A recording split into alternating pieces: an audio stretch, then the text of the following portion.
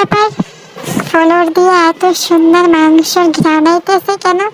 নিশ্চয়ই আম্মু মাংস সিদ্ধ কইরা খাইয়া লাইছে আমারে থুইয়া। শালা পরে তো নাই, আম্মু তো মাংস সিদ্ধ খায় না, তাইলে আমার মাংস সিদ্ধ করে খাইছে কেন? হ্যাঁ আম্মু, আমার মাংস কই? আমার মাংস সিদ্ধ করে খাইছে কেন? কেন পড়াইছে কেন তুমি বলো বলো, আমার মাংস খাইছে কেন?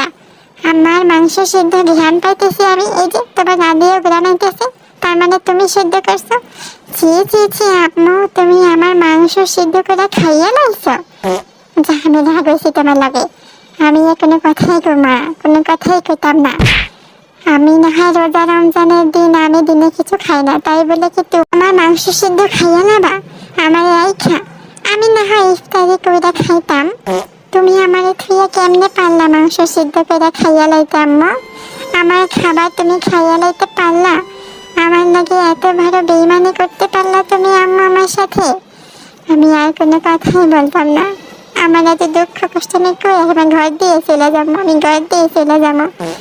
আমি কোথায় যাবো? আমার তো কোথাও যাওয়ারও জায়গা নেই।